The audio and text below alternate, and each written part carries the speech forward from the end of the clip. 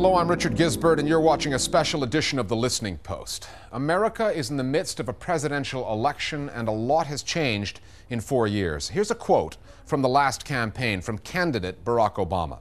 Often, the best source of information about waste, fraud, and abuse in government is a government employee committed to public integrity, willing to speak out.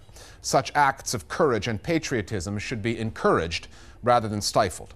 That was the rhetoric. This is the reality. The Obama administration has already charged twice as many whistleblowers, 6, under the Espionage Act for alleged mishandling of classified information than all past presidential administrations combined. Only one of those names is well known. It's Bradley Manning, the alleged source of classified military documents that ended up on WikiLeaks, embarrassing the Pentagon and the U.S. diplomatic corps. This story has implications in the areas of defense, intelligence, national security, among many others.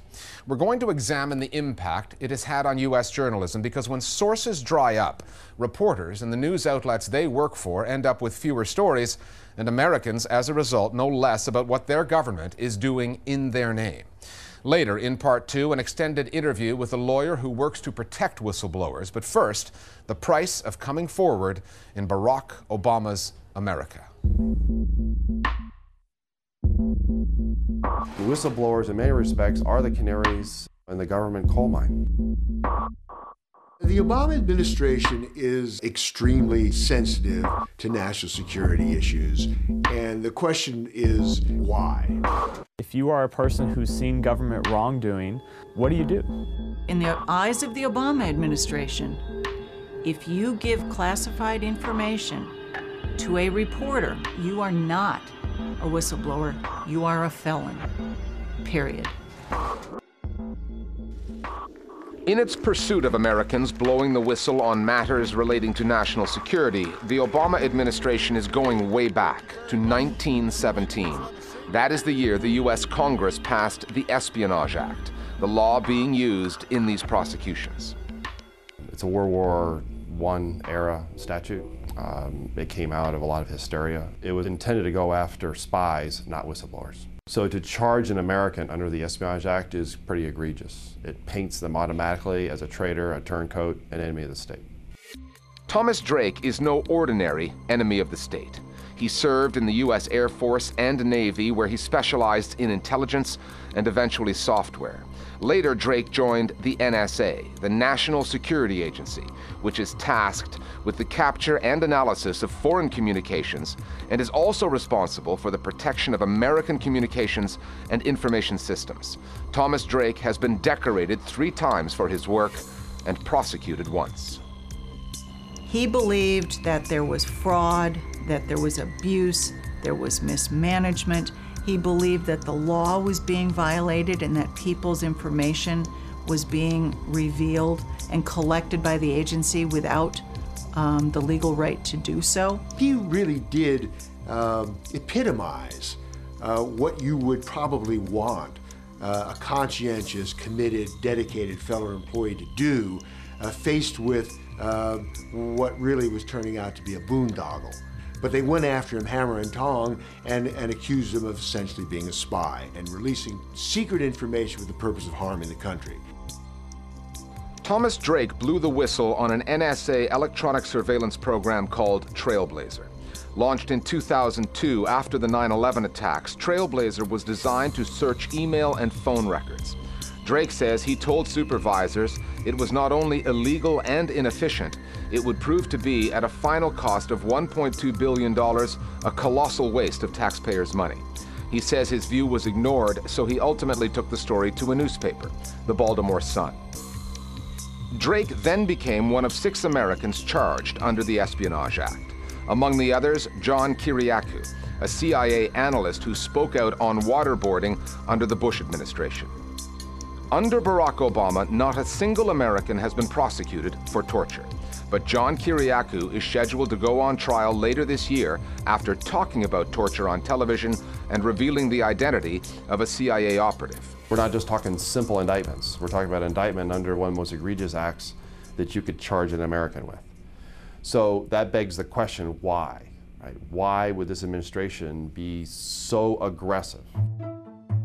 The answer to that question probably lies in the story of one of the whistleblowing six, Bradley Manning, the alleged source of the deluge of news that came to light through WikiLeaks.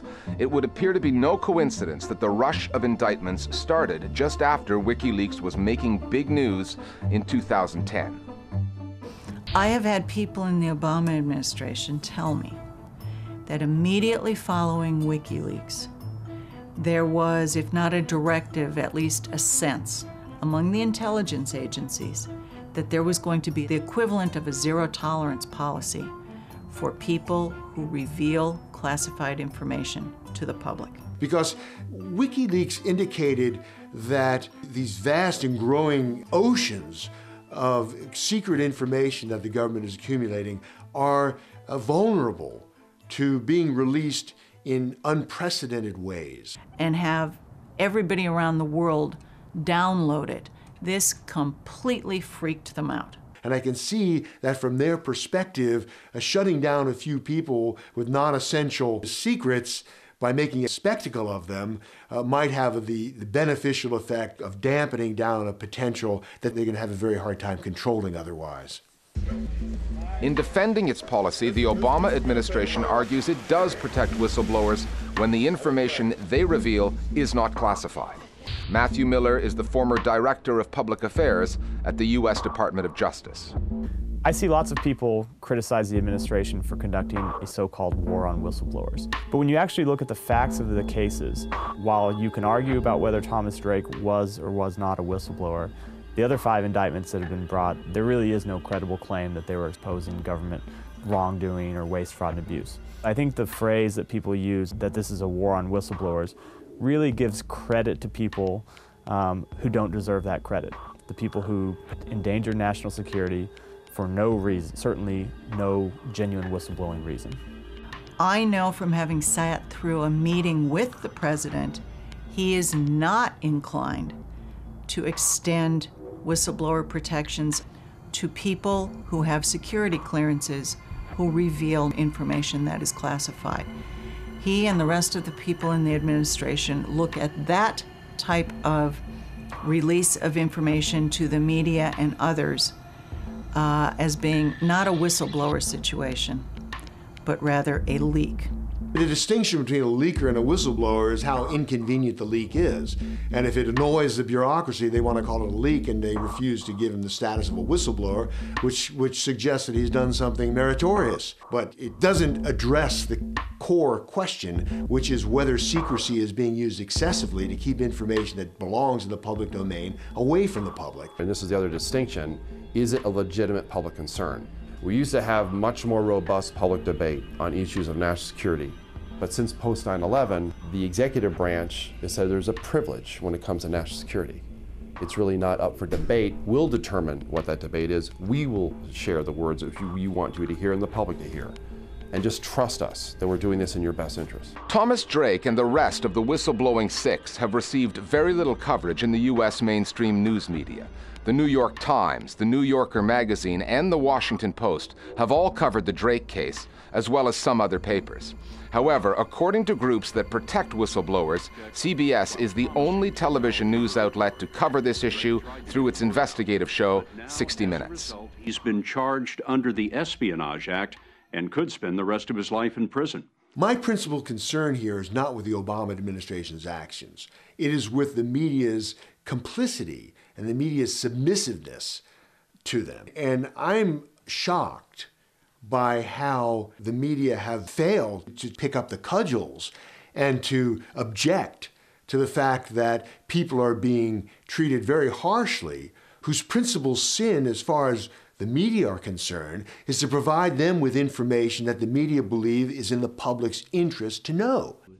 Earlier this year, the Obama administration was asked about its record on whistleblowers. The White House press secretary was paying tribute to 2 American journalists who lost their lives in Syria when he was challenged by Jake Tapper of ABC News. It's a reminder of the incredible risks that journalists take in order to bring the truth about what's happening in a country like Syria to those of us at home. How does that square with the fact that this administration has been so aggressively trying to stop aggressive journalism in the United States by using the Espionage Act to take whistleblowers to court. You want aggressive journalism abroad, you just don't want it in the United States. Well, there are issues here that involve highly sensitive classified information. Tapper, ABC's White House correspondent, blogged about the exchange and the video was posted online.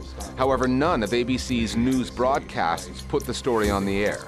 We contacted ABC to ask why and received no response. The other factor in this news equation is technology.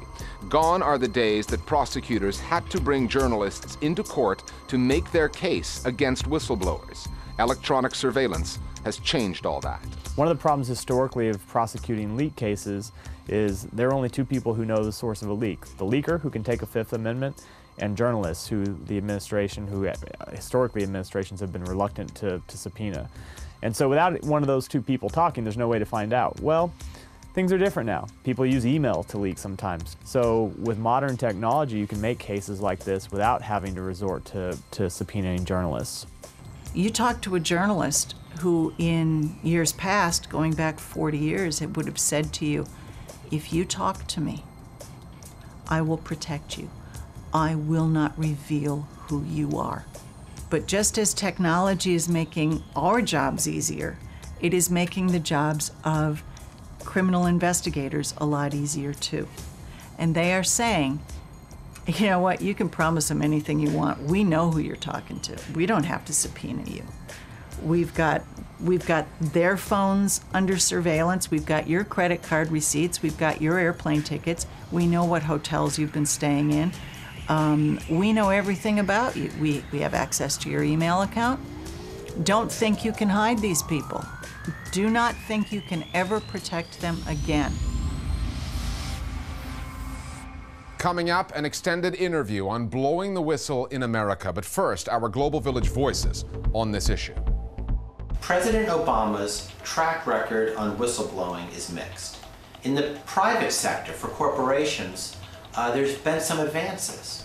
But for government workers, it's been horrendous. And it ensures that waste, fraud, abuse, and corruption are never reported. In the United States, we've been through about 30 years of deregulation in the finance sector, in food safety, and energy.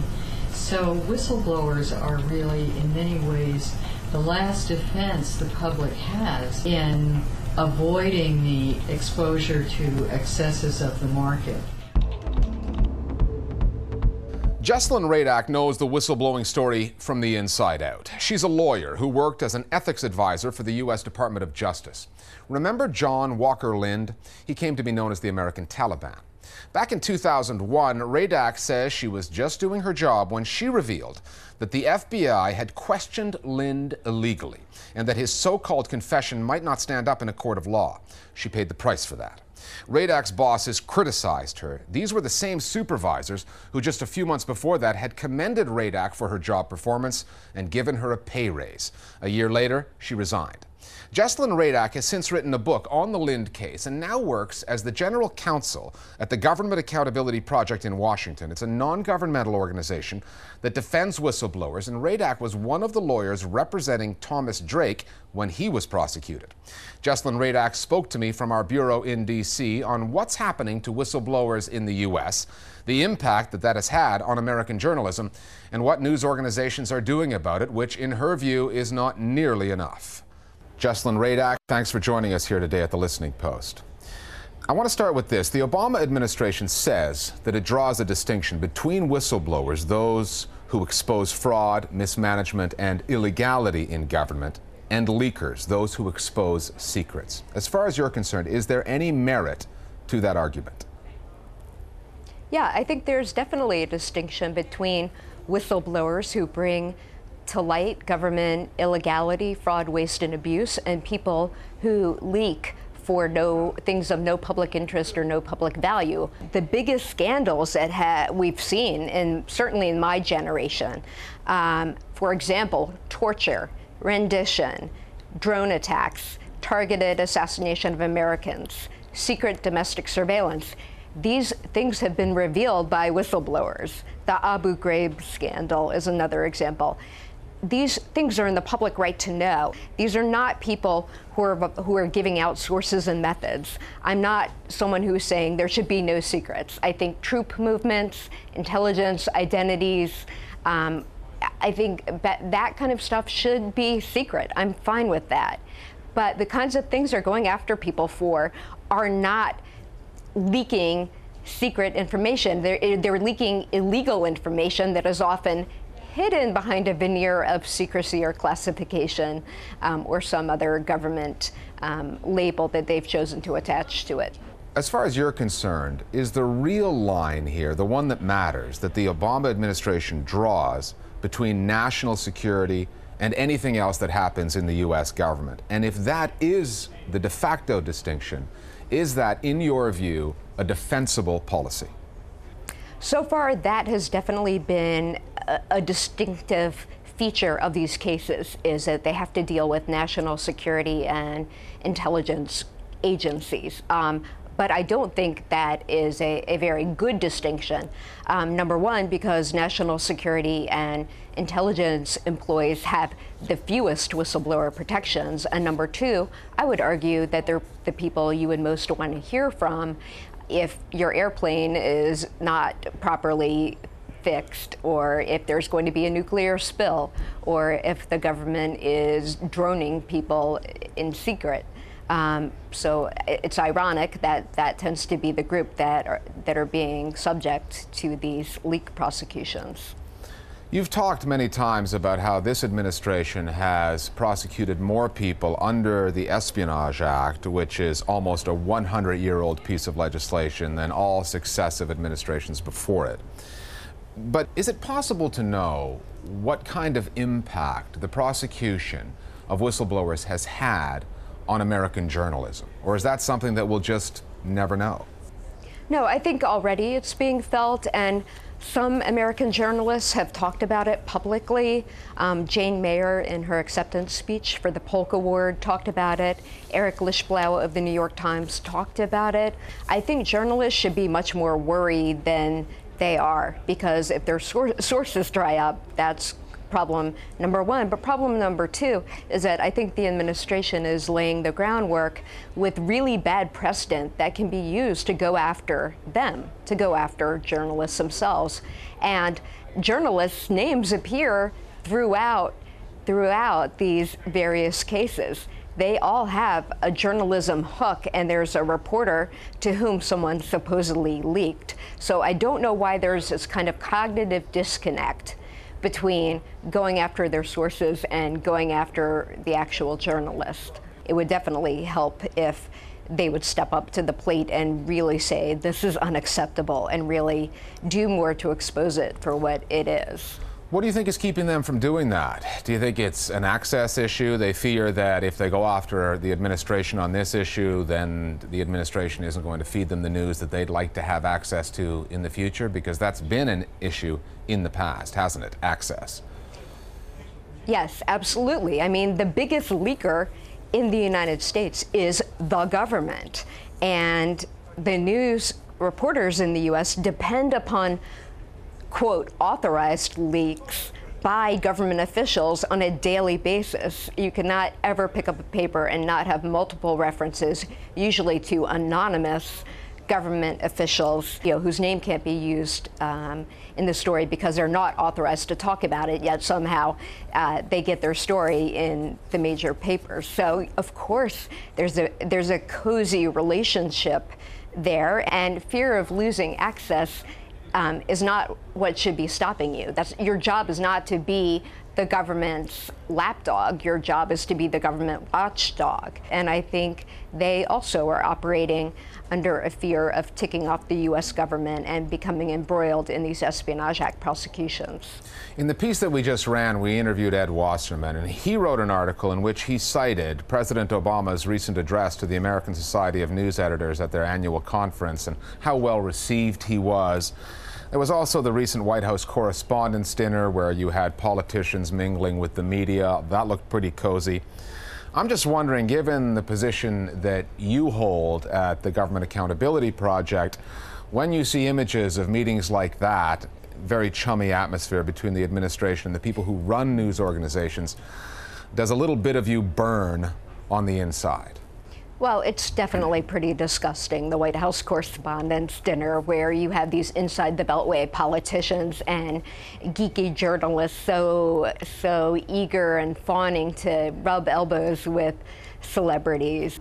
In terms of them being a polite, docile audience when being addressed by the president, again, I think it comes down to wanting to be in the front row in the White House briefing room and wanting to curry favor with the administration. So that cozy relationship is problematic, and journalists are supposed to be, I think the best ones are objective. But when journalists act as mere stenographers and just repeat what the government tells them, chapter, line, and verse, that is a very, very hard uphill battle for us to fight against. If mainstream news organizations aren't bringing this issue to the level of prominence that you believe it deserves, what alternative news sources, websites, new media are actually talking about this the way that you think it deserves to be discussed?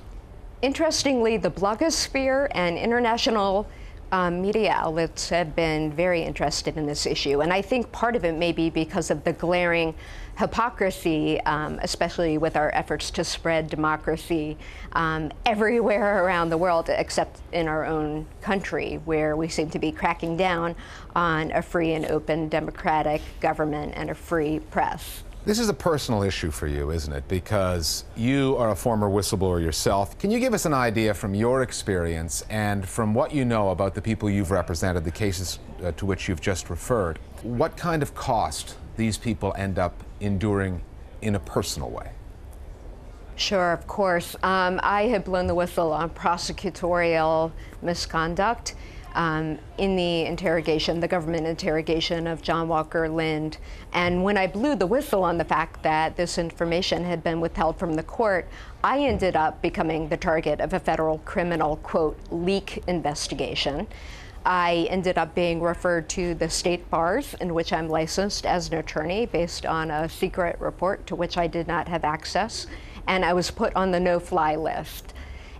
As horrible as what I went through may seem, and as absurd, the Obama administration has unfortunately taken it one step further. It is now actually prosecuting whistleblowers, and they could face the rest of their life in jail. So typically, while people have to deal with being retaliated against work and fired and having security clearances pulled and being subject to bogus psychological exams and that sort of thing, it is upped the ante by an order of magnitude to actually be going after these people, and with the very heavy-handed, completely out of scope Espionage Act. You're obviously committed to this issue. So is the organization you work for, so are the whistleblowers who you represent. But try as you might, getting journalists and news organizations as interested in this as you would like is proving to be very problematic. Therefore, getting the general population interested in this matter is also proving very difficult for you. Is this a battle that you have already lost in America? I think it's a battle we're still fighting. I think just like privacy infringements in the war on terrorism, until it happens to you, you don't understand the full impact of what it means to have someone listening in to your phone conversations or monitoring your email. I think the media really should dig into what is driving Obama's war on whistleblowers. Is it that he wants to curry favor with the national security and intelligence establishments, which found him to be weak going into office? And I think journalists really need to be asking the government the hard questions of whether the intelligence agencies are driving this, or whether people at the Justice Department are driving this, and why this president, who was elected on a platform of openness and transparency, is engaged in one of the worst crackdowns on public information that we've seen since the McCarthy era. Jesselyn Radack of the Government Accountability Project in Washington, thanks for talking to us today. Thank you. One closing note on the Thomas Drake case. He's the former National Security Agency analyst who blew the whistle on that Trailblazer surveillance program. He was right. The program was in violation of American law, and it did waste taxpayers' money. Not only did the NSA eventually drop Trailblazer, but the charges were dropped in a plea deal in which Thomas Drake pleaded guilty to a misdemeanor offense of misusing an NSA computer. The judge in that case said that what the Justice Department, that is to say the Obama administration, did was unconscionable, charging Drake under the Espionage Act, threatening him with a 35-year jail term, only to then drop the case shortly after the story was investigated by CBS News and 60 Minutes. Thomas Drake, a father of 5, lost his job at the National Security Agency and his $154,000 a year salary. He now works at an Apple computer store in Washington.